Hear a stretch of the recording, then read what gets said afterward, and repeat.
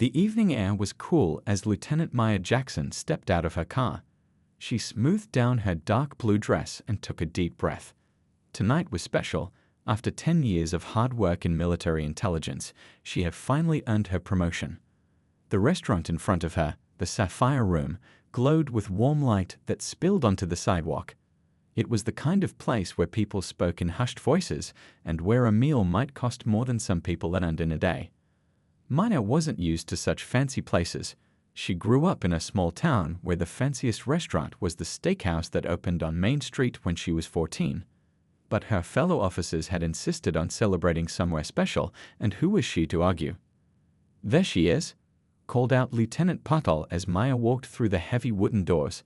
He stood up from a corner table where 2 other officers were already seated. The restaurant was everything she expected.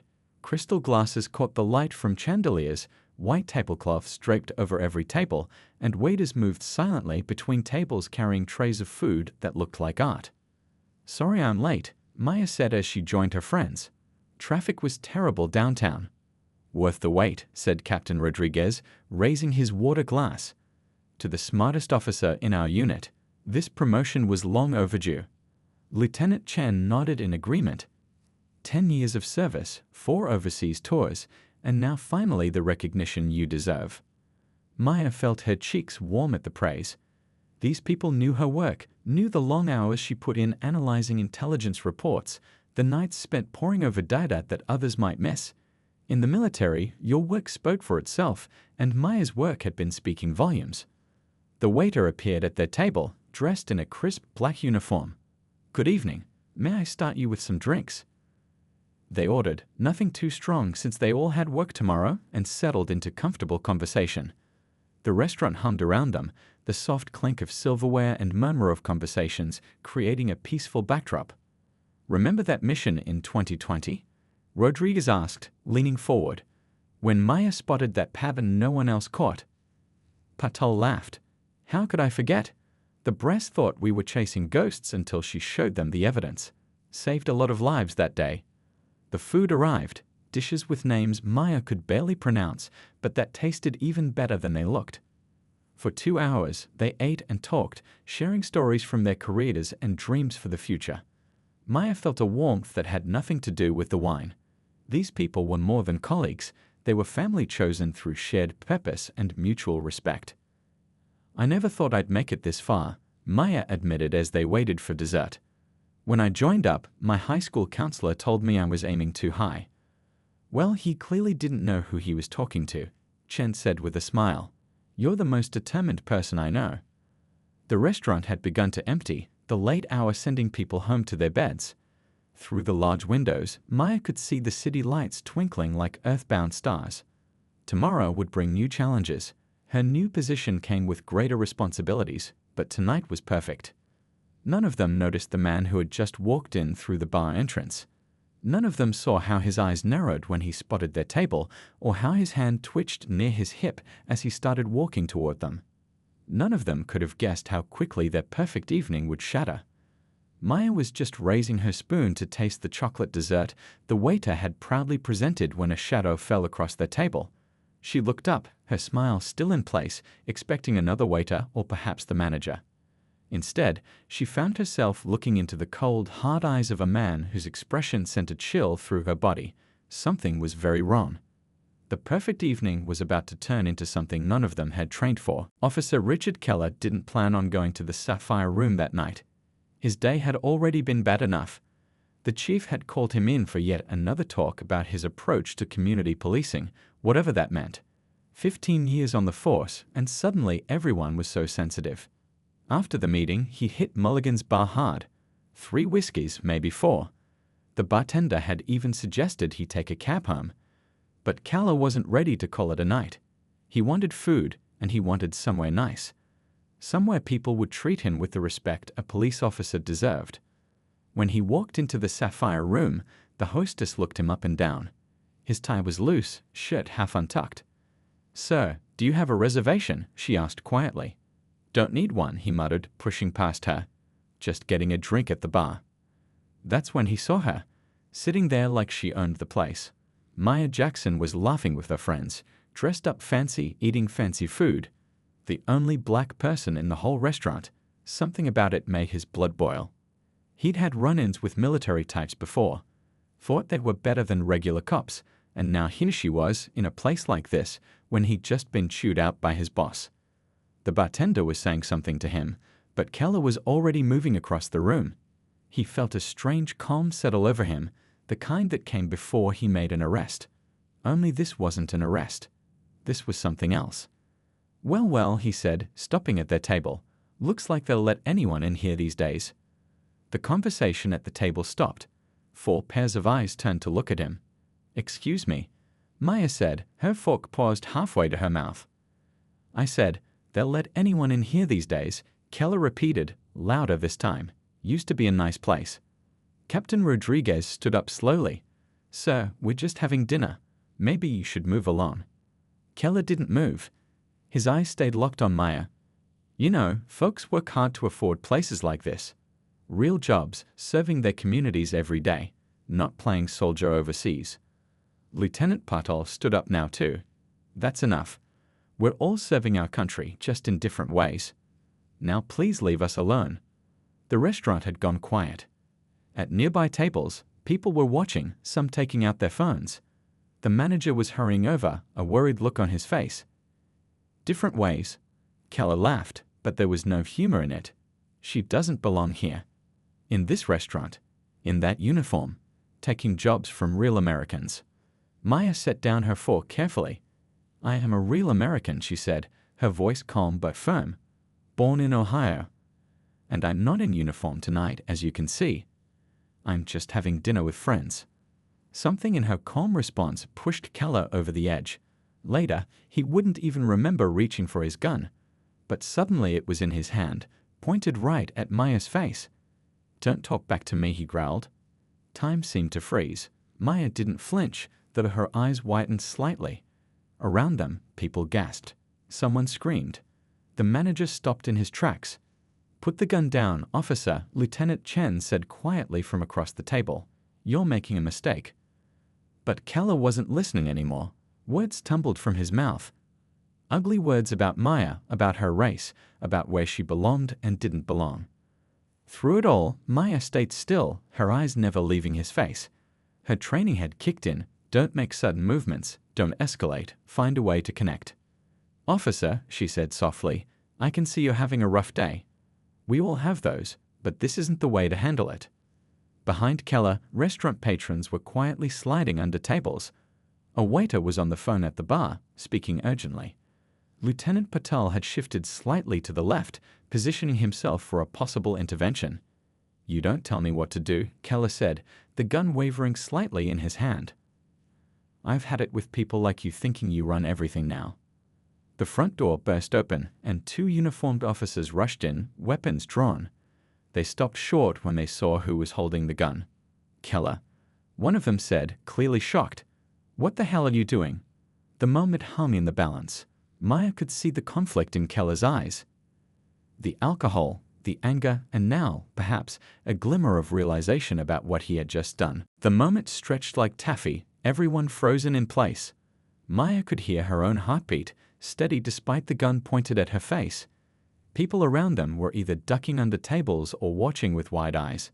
The fancy restaurant had turned into a crime scene in seconds. "Keller, put the gun down. Now." The voice came from one of the uniformed officers by the door, firm but with a note of disbelief. Officer Keller's hand trembled slightly. The alcohol in his system seemed to be fighting with the sudden realization of what he was doing. His eyes darted between Maya and his fellow officers. Maya took a slow, careful breath. Her military training had prepared her for dangerous situations, but never in a million years did she think she'd use those skills during a dinner celebration in her own country. "Officer," she said softly, maintaining eye contact, "we can all walk away from this. Just lower your weapon."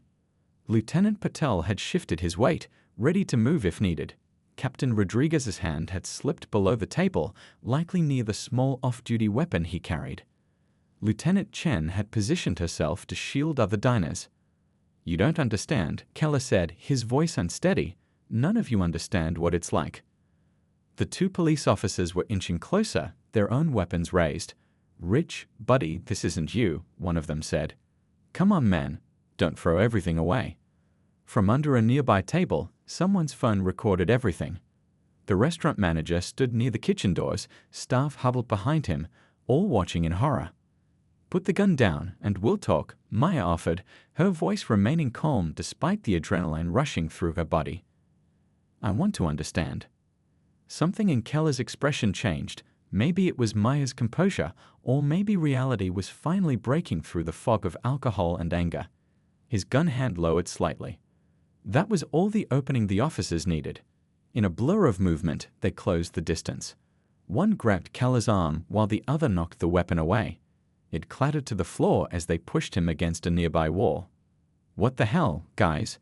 Keller shouted as they secured his hands behind his back. "Do you know who I am? I'm one of you." The restaurant erupted in a buzz of voices. People emerged from under tables, phones still recording. The manager rushed over to Maya's table. "Are you all right?" "I am so sorry this happened. The meal is on the house, of course." Maya nodded, though food was the last thing on her mind. "We're fine. Thank you." As the officers led Keller toward the door, he began shouting again, his words slowed but clear enough for everyone to hear. Racial slurs mixed with accusations, each one making the officers' faces grow grimmer. "You're making it worse, Rich," one muttered. "Just shut up." But Keller wouldn't stop. His face was twisted with anger as he looked back at Maya. "This isn't over. You people think you can go anywhere now." The door closed behind them, but his voice could still be heard outside. Maya took a deep breath and looked at her friends. "Well," she said with forced lightness, "that wasn't on the menu." Captain Rodriguez reached across the table and squeezed her hand. "You handled that like a pro. Are you really okay?" Before she could answer, a police sergeant hurried in, looking harried. He spotted their table and came straight over. "Lieutenant Jackson, I'm Sergeant Diaz. I cannot begin to express how sorry we are about what happened here tonight. We'd like to get your statement when you're ready." "Of course," Maya said, standing up. Her legs felt surprisingly steady.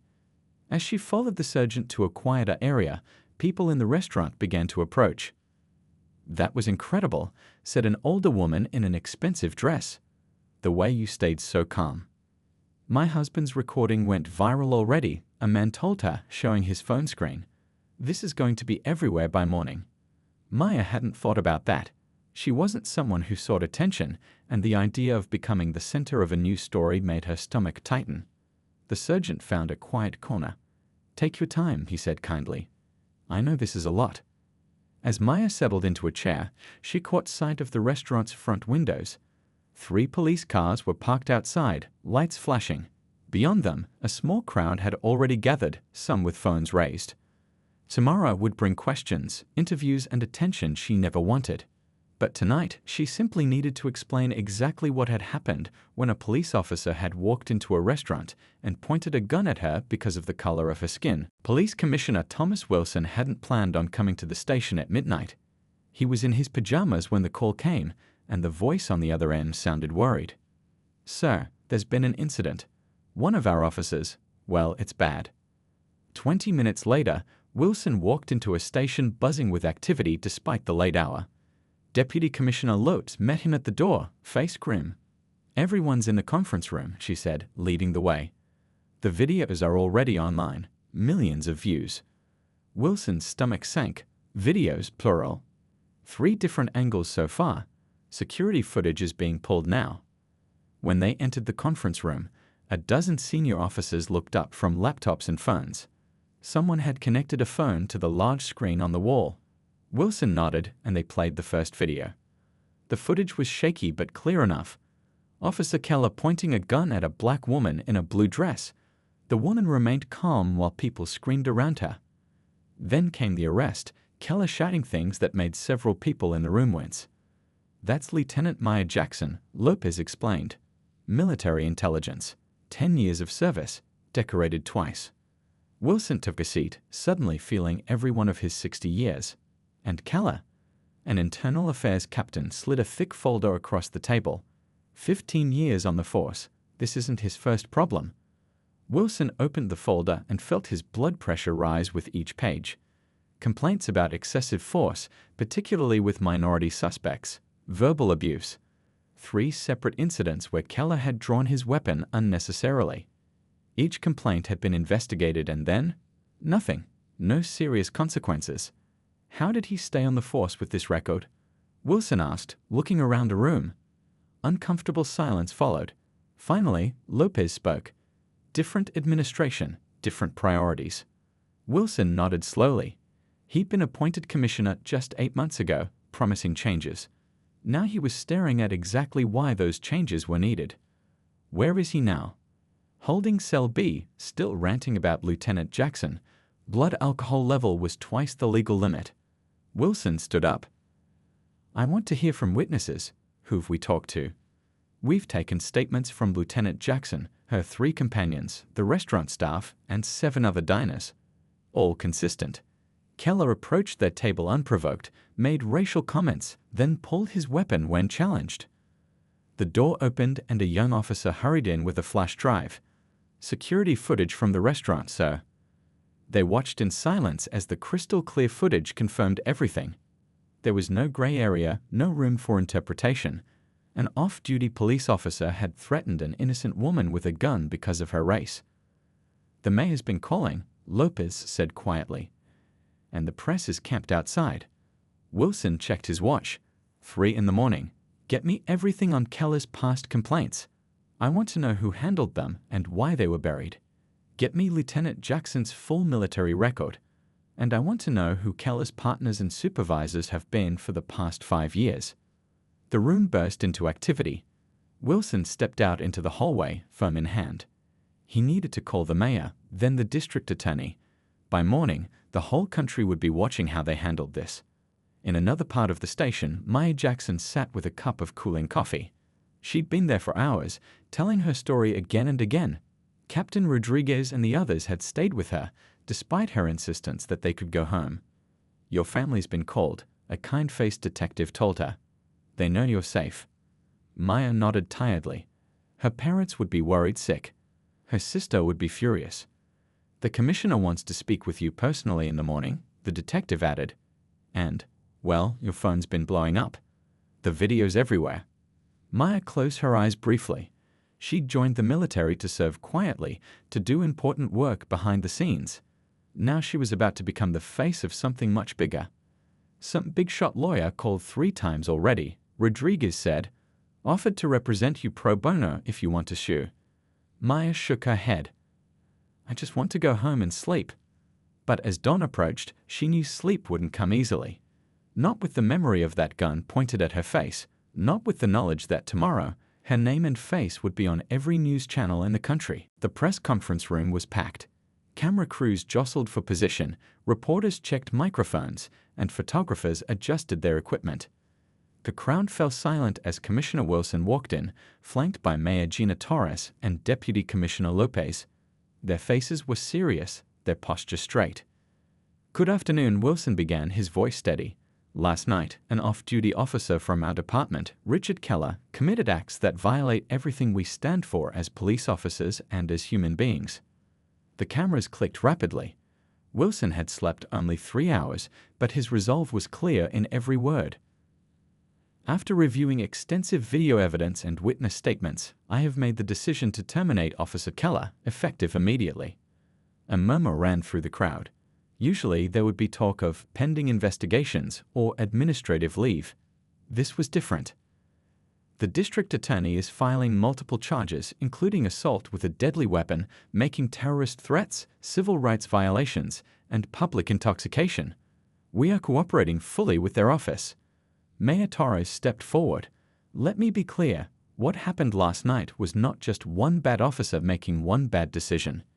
It reflects systemic problems that we must address head-on. As they spoke, across town, Maya Jackson sat in her small apartment, watching the press conference on her laptop.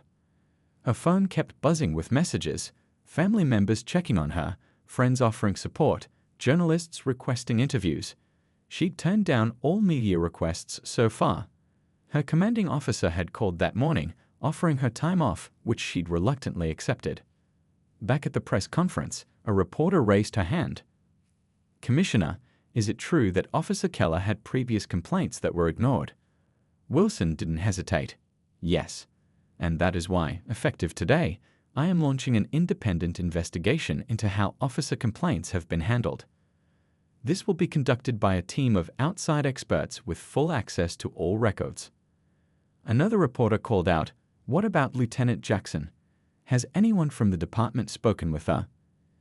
I personally spoke with Lieutenant Jackson this morning to express our profound apology. She served our country with honor for 10 years, only to be threatened in our city because of the color of her skin. It's unacceptable. Mayor Torres added, "We've also reached out to military leadership to ensure coordination as we move forward." As the questions continued, Maya closed her laptop. She couldn't watch anymore. Her phone rang, her sister calling for the 5th time that day. "I'm fine, Tanya," she said, answering. "Really?" "You're all over the news," her sister replied. "Mom's beside herself. Dad wants to drive up there tonight. Tell them not to worry. This will blow over." But even as she said it, Maya knew it wouldn't. Her email inbox was filling with messages from strangers, some offering support, others sharing similar experiences. The military's public affairs office had called, asking how they should respond to media inquiries. This wasn't going away. Back at the press conference, the district attorney had joined the officials at the podium. After reviewing the evidence, she announced, "We are adding hate crime enhancements to the charges against former Officer Keller. This will be the first case to test our state's recently strengthened hate crime legislation." As reporters shouted questions, Commissioner Wilson held up his hand. "One more thing." By this evening, 3 senior officers who were involved in handling previous complaints against Officer Keller have been placed on administrative leave pending investigation. The message was clear. The consequences wouldn't stop with Keller. Later that evening, as Maya finally managed to get some sleep, Wilson sat in his office reviewing personnel files. The independent investigators would arrive tomorrow. The police union representative had already called, concerned about the speed of Keller's termination, but even he had admitted the video left no room for defense. Wilson's phone buzzed with a text from the mayor. "CNN leading with our story. You did the right thing today." He set the phone down and returned to the files. Doing the right thing today wasn't enough. They needed to make sure this couldn't happen again tomorrow. For 24 hours, their city had become the face of everything wrong with policing in America. Now they had a chance to become an example of how to fix it. For Maya Jackson, for every citizen who deserved to feel safe regardless of their skin color, they had to get this right. 2 weeks after that night at the Sapphire Room, Maya Jackson stood in front of her bathroom mirror, adjusting her uniform. Today was her first day back on duty, and her stomach was in knots. She'd spent the past 14 days trying to avoid the spotlight, turning down interview requests from major news networks and declining a personal call from a famous talk show host. But avoiding attention had proven impossible. The videos had been viewed millions of times. Strangers recognized her at the grocery store. Her parents' neighbors brought casseroles as if there had been a death in the family. Her phone buzzed. A text from Lieutenant Patel. "We're all here for you today." She smiled slightly. Her colleagues had been a solid wall of support, fielding calls and even forming a human shield when photographers camped outside her apartment building. As she drove to the base, Maya passed a billboard that made her grip the steering wheel tighter. It showed her face, a photo pulled from her military profile alongside the words, "CRV and Protected." Who protects those who CRV? It was an ad for a local law firm using her situation without permission. On base, her commanding officer met her at the door. "The Secretary of Defense called again," he said, walking with her down the hallway. "He wants to publicly recognize your handling of the situation." Maya shook her head. "I didn't do anything special. I just didn't get shot. You show extraordinary composure, but I told him you'd prefer to return to work quietly, and he respects that." But quiet wasn't in the cards. By lunchtime, word had spread that she was back. Junior officers stopped by her desk, some just to say hello, others to awkwardly express support. A colonel from another unit brought her coffee and mentioned that his daughter had been inspired by Maya's calm under pressure. Meanwhile, across town, Commissioner Wilson sat in a conference room with the independent investigators. 3 weeks of digging had uncovered a pattern that made his blood boil. "So you're telling me that 17 officers had multiple complaints buried?" he asked, flipping through the preliminary report. The lead investigator nodded. "All during former Commissioner Blackwell's term. Most complaints came from minority neighborhoods. Most were deemed unsubstantiated despite evidence." Wilson rubbed his temples. "How did we miss this?" "The system was designed to hide it," a civilian investigator explained. "That's why Officer Keller felt so comfortable. He'd never faced consequences before." As Wilson grappled with the report, Maya was surprised by a visit from an unexpected group. 3 people waited in the base reception area: an older black woman in a crisp suit, a young Hispanic man wearing a clerical collar, and a middle-aged white man in a police uniform. "Lieutenant Jackson. I'm Diane Powell, head of the Citizens Coalition for Police Reform," the woman said. "This is Father Luis Mendez from Street Catharines and Officer Frank Thompson, president of the Minority Officers Alliance." Maya shook their hands cautiously. "How can I help you?" "Actually," Officer Thompson said, "we're hoping to help you. What happened to you has created an opportunity for real change. We're forming a coalition to propose new legislation on police accountability, and we'd like your input." Maya hesitated. "I'm not an activist. I'm just a military officer." Father Mendez smiled gently. "Sometimes change finds us when we least expect it. We don't need you to lead marches. We just need your perspective as someone who served this country in uniform but wasn't protected when it mattered most."